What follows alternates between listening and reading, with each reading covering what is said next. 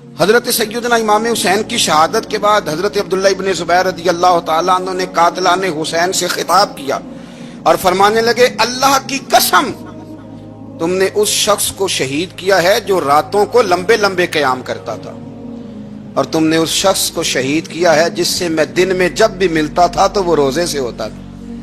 تم نے اس شخص کو شہید کیا جو قائم اللیل تھا، صائم الدہر تھا، اس شخص کو تم نے شہید کیا۔ آپ کو پتہ ہے کہ میدان کربلا میں جب 9 محرم کو ابن سعد نے امام حسین سے کہا کہ جنگ کرو، اگر یزید کی بیعت نہیں کرنی تو امام حسین نے فرمایا ایک رات کی مہلت دے دو، ایک رات کی مہلت دے دو۔ حضرت امام زین العابدین کہتے ہیں میں نے اپنے والد گرامی سے عرض کی کہ ابا جی آپ جہاد سے دور جانے والے تو ہیں نہیں، آپ تو جہاد سے پیار کرنے والے، اور یہ بھی پتہ ہے مجھے کہ یہ جنگ اب ہو کے رہے گی، تو ایک رات کی مہلت دینے کا معنی کیا ہے؟ بھئی کل بھی لڑنا ہے اور رات بھی لڑنا ہے، تو ابا جی ایک رات کی مہلت۔ تو سیدنا امام حسین رضی اللہ تعالیٰ عنہ فرمانے لگے بیٹا رات کی مہلت اس لیے لی ہے کہ میں آج رات کھل کے اپنے رب کی عبادت کر لوں، میں استغفار کر لوں، میں لمبے سجدے کروں۔ اور کہا زین العابدین تو جانتا ہے نا کہ مجھے نماز سے، تلاوت سے، دعا سے اور استغفار سے بڑا پیار ہے۔ نماز سے مجھے پیار ہے، دعا سے مجھے پیار ہے، استغفار سے مجھے پیار ہے۔ فرمایا بیٹا میں نے اس لیے نہیں کہ میں چاہتا ہوں ایک رات اور دنیا میں رہوں۔ تو امام زین العابدین فرماتے ہیں امام علی مقام نے سجدے پہلے بھی بڑے کیے، پر 9-10 کی درمیانی رات جو ان کے سجدے تھے وہ میں نے کبھی نہیں دیکھے۔ فرماتے ہیں تیمم کے ساتھ وہ رات کی جو عبادتوں کا رنگ تھا وہ میں نے کبھی نہیں دیکھا۔ امام علی مقام کا عبادت کا ذوق تھا، شوق تھا، لذت تھی۔ آپ یقین کریں ایسے ایسے عجیب بہانے ہم لوگوں کہتے ہیں میرا نماز میں دل نہیں لگتا، تو میں کہتا ہوں تیرا گپ شپ میں کس طرح لگتا ہے، تیرا موبائل پہ کیسے لگتا ہے بھائی؟ یہ تو بھائی ذوق کی بات ہے۔ امام حسین کہتے ہیں مجھے قرآن پاک سے پیار ہے، مجھے تلاوت سے پیار ہے، مجھے دعا سے پیار ہے، مجھے استغفار سے پیار۔ بھائی جس کو جس چیز سے پیار ہوگا دل لگ جائے گا۔ ہم نے کبھی پیار کیا ہی نہیں اس سے، جن چیزوں سے پیار ہے وہاں دل لگ جاتا ہے۔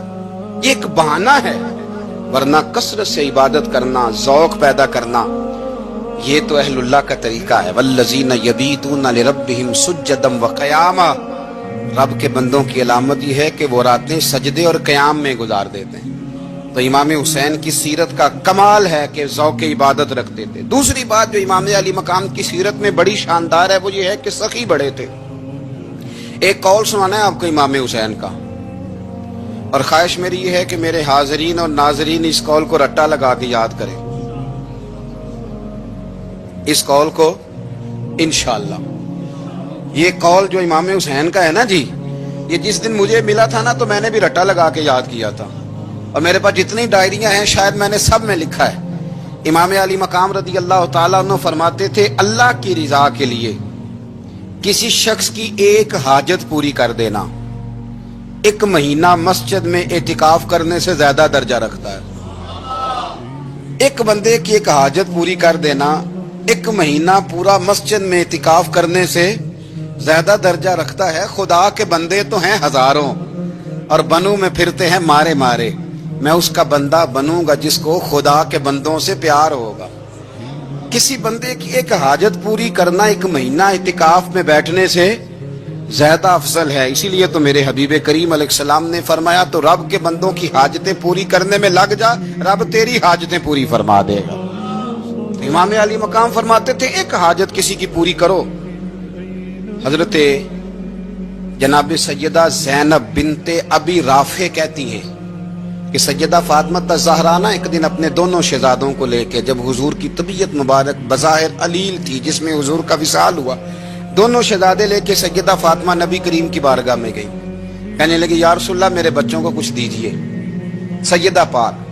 تو حضور اٹھ کے بیٹھ گئے، اس کندھے سے امام حسن کو لگایا اور اس سے امام حسین کو لگایا، اور فرمایا فاطمہ یہ جو میرا حسن ہے نا اس کو میں اپنی ہیبت اور سرداری دیتا ہوں، اور فرمایا یہ جو میرا حسین ہے نا حسین کو میں اپنی جرت اور سخاوت دیتا ہوں، میرا حسین جرت مند ہوگا اور سخی ہوگا۔ दाता गांज बख्श अली हजवेरी, इमामुल औलिया, सैयदुल असफिया। दाता साहब कश्फुल माजूब में फरमाते हैं, एक दिन ना इमाम हुसैन के पास एक शख्स आया बड़ी दूर से कुछ मांगने का, हुजूर कुछ दीजिए। वो शख्स कहता है कि मेरा ज़र्फ ये था कि 4-5 दिनार मिलेंगे। तो इमाम हुसैन फरमाने लगे थोड़ी देर बैठ जा, रिज़्क आ रहा है। तो इमाम हुसैन को हुकूमत वक्त की तरफ से ना 5 थैलियां मिली, जिसमें एक थैली में 500 अशरफियां थी। 5 थैलियां आई, लेकिन उसको आने में ना जरा देर हो गई।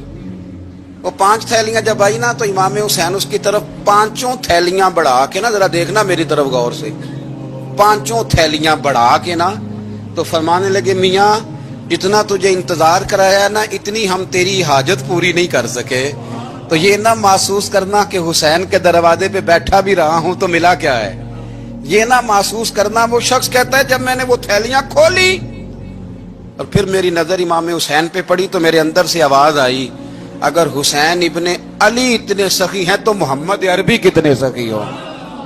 अगर ये मियार इनका है, इनका ये मियार है, और खुद भीख दें खुद ही कहें मंगते का भला हो, खुद कहने लगे जितना इंतजार कराया है उतनी तेरी मदद कर सके। ये सखावत का मियार था, ये तरीका था। एक दफा सैयदना इमाम हुसैन रज़ी अल्लाह तआला अन्हु के घर के अंदर ना 5000 दिनार आए।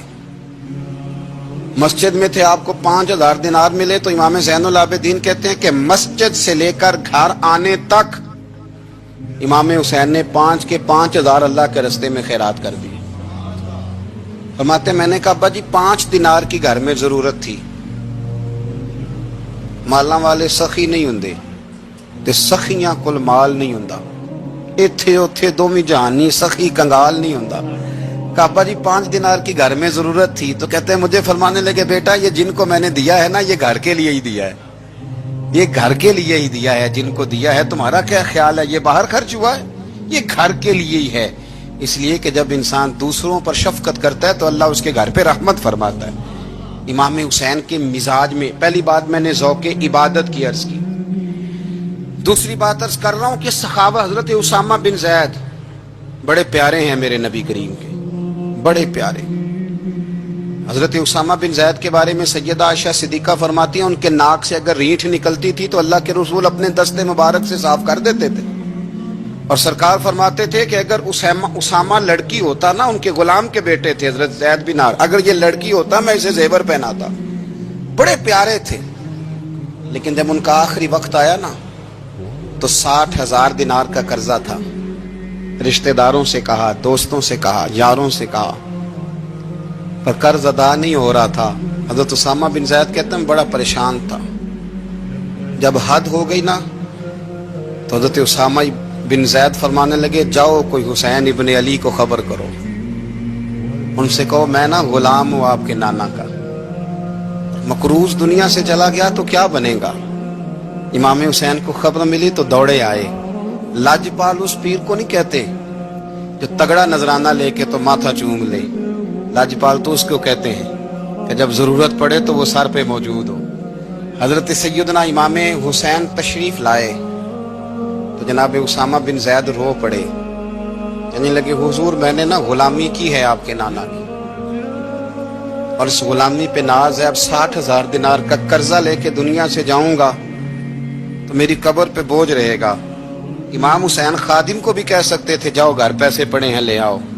इमाम हुसैन खुद गए, चादर ओढ़ के तो उसकी ओट में बुक्कल में 60,000 दिनार छुपा के लाए और जनाब उसामा बिन ज़ैद के सामने रख के कहने लगे उसामा यार पैसे रात को ही आए थे, मैं सोच रहा था मुझे तो जरूरत नहीं, अल्लाह ने किसका नसीब मेरे घर में भेज दिया, मुझे तो हाजत ही नहीं थी, अब पता चला पैसे तेरे थे।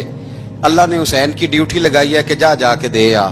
हजरत उसामा बिन ज़ैद रो पड़े, फरमाने लगे अल्लाह आपको बेहतरीन सिला अता फरमाए। ये मेयार था। और फिर तीसरी बात ये कि दिल के बड़े साफ थे। दिल बदस्तावर के हज अकबर अस्त अज हजारा काबा यक दिल बेतरस्त। शेख सादी कहते हैं कि दरवेश कहते हैं कि किसी का दिल रख लेना ना, दिल राजी कर देना, काबे का 1000 बार हज करने से बेहतर है। दिल बदस्तावर के हज अकबर अस्त, किसी का दिल राजी करना हज अकबर है। इमाम बड़ा ही प्यार करते थे। घोड़े पे जा रहे थे, कुछ फकीर गरीब लोग बैठ के रोटी खा रहे थे। खा कहाँ रहे थे? सड़क के किनारे। तो इमाम ज़ैनुल आबिदीन फरमाते हैं कि जब इमाम हुसैन गुजरे तो उन्होंने आवाज दी, हुजूर दिल करता है हमारे साथ बैठ के रोटी खाएं। कायनात के मालिक व मुख्तार के नवासे और दुनिया के सबसे बड़े शहजादे घोड़े से उतरे और गरीबों के साथ सड़क पे बैठ गए, रोटी खाने लगे और देर तक खाते रहे। और जब फारिग हो गए तो फरमाने लगे खाने की जरूरत भी नहीं थी, हाजत भी नहीं थी, पर तुमने आवाज दी तो दिल रखने को बैठ गया था। अगर इजाजत दे तो चला जाऊं। ये मिजाज था, ये तबीयत थी। आपके एक भाई हैं छोटे, हजरत मोहम्मद बिन हनफिया नाम है, हजरत मौला अली शेर खुदा रदी अल्लाह तआला अन्हु की दूसरी बीवी से। एक दिन हजरत इमाम हुसैन उनके घर में बैठे थे तो किसी बात में ना इख्तलाफ राय हो गया, तो इमाम अली मकाम नाराज हो गए, फरमाया आज के बाद तेरे घर नहीं आऊंगा। रुमाल उठाया चले गए। लोगों ने हजरत मोहम्मद बिन हनफिया रदी अल्लाह तआला अन्हु से कहा हुसैन तो नाराज हो गए, कभी नहीं आएंगे। आप फरमाने लगे भाई तुम्हारा है कि मेरा? अजी भाई तो आपके हैं। फरमाया अगर कहो तो चंद मिनटों में हुसैन वापस आए।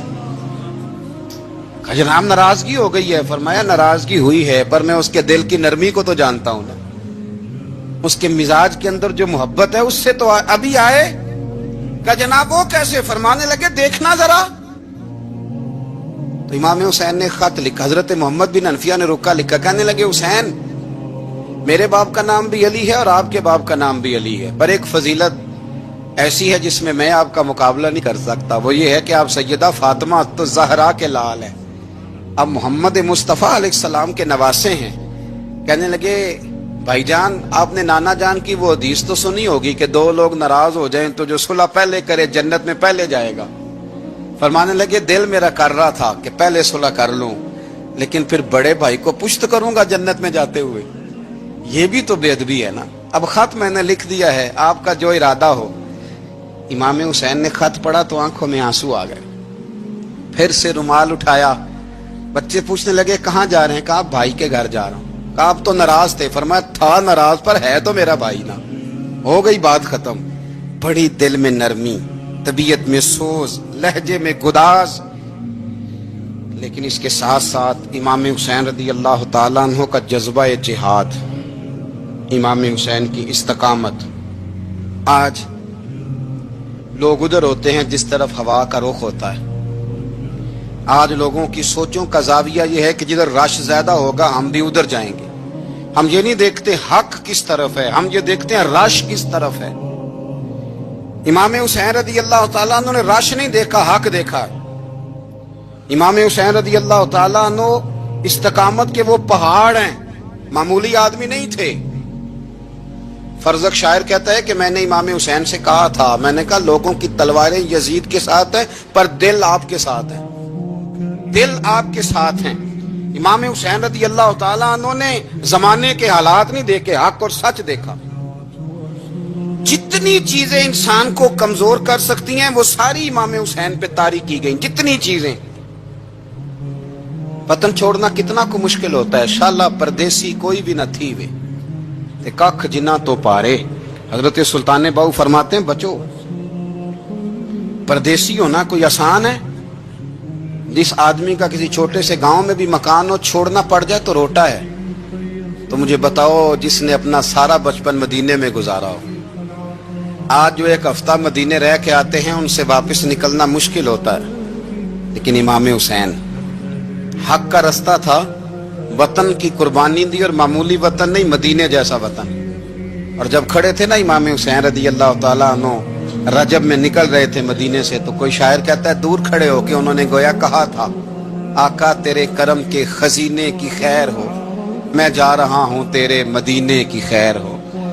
इमाम हुसैन ने वतन छोड़ा, कोई लग़ज़श नहीं पैरों में, कोई नहीं। शहजादों वाली जिंदगी थी। मस्जिद नबवी के इमाम थे, नबी करीम अलैहिस्सलाम के रोज़ा अतहर पर तशरीफ रखते थे। जमाना हया करता, शान शौकत थी, पर हक के लिए छोड़ा। निकल कर खानकाहों से अदा कर रस्म शब्बीरी। और फिर बड़ा मुश्किल होता है جس شخص کے ساتھ بچے اور عورتیں ہوں وہ تو یہ کہہ کے لڑائی سے جان چھڑاتا ہے کہ میرے ساتھ فیملی ہے، نہ ہوتی تو تجھے بتاتا، پر امام حسین کو اولاد بھی کمزور نہیں کر سکی، عورتوں کا ساتھ ہونا کمزور نہیں کر سکا۔ پھر امام علی مکہ بھوک کتنا مشکل کام ہے۔ آج لوگ کہہ نہیں دیتے کہ میں تو اس لیے گناہ کرتا ہوں کہ رشوت اس لیے لے لیتا ہوں کہ بچے چھوٹے ہیں۔ 10 دنوں کی کم و بیش سفر، 3 دنوں کی بھوک اور پیاس، پر حق کے رستے میں امام حسین کو کوئی چیز کمزور نہیں کر سکی۔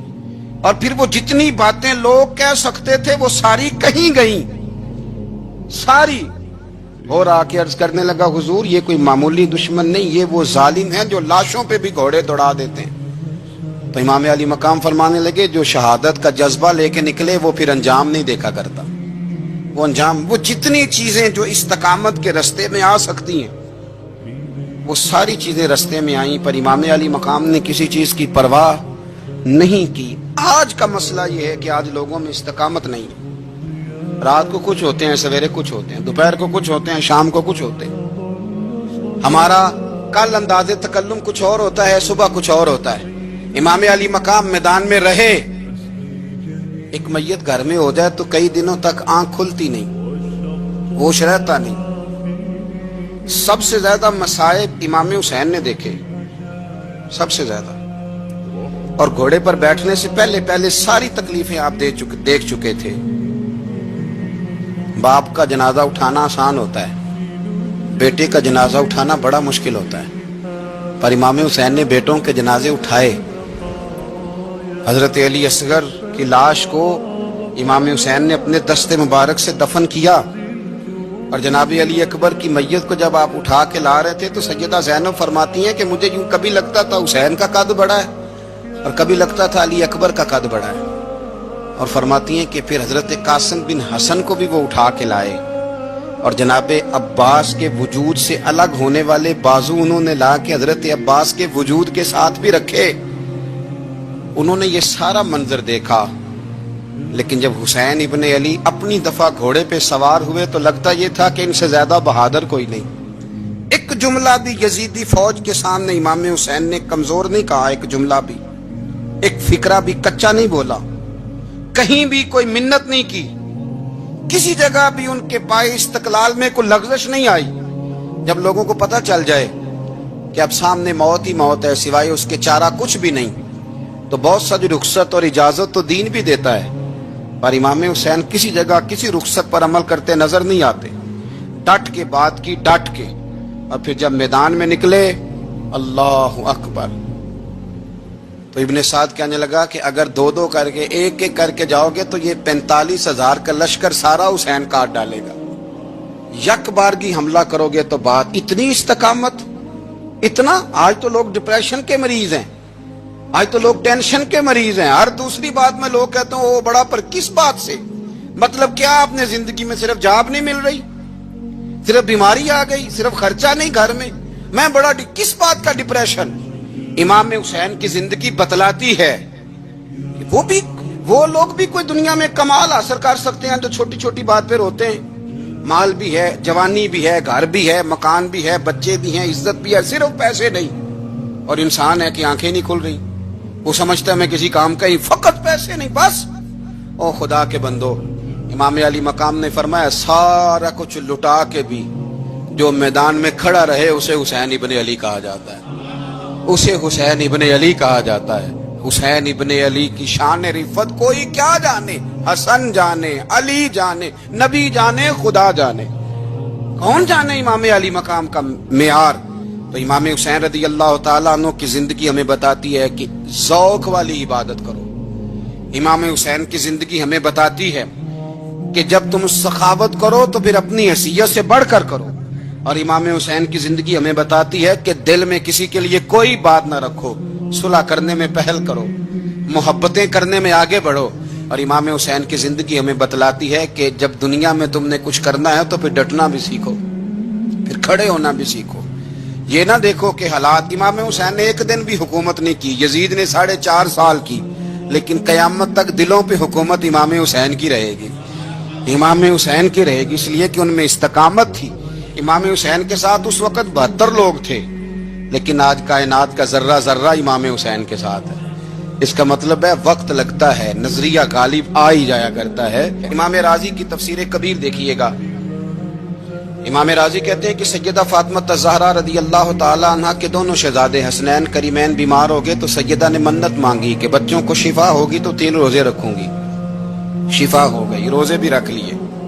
और जब मौला अली शेर खुदा रोजा रखने के लिए बेदार हुए, सैयदा फातिमा ज़हरा बेदार हुई तो इमाम हसन और हुसैन भी उठ गए।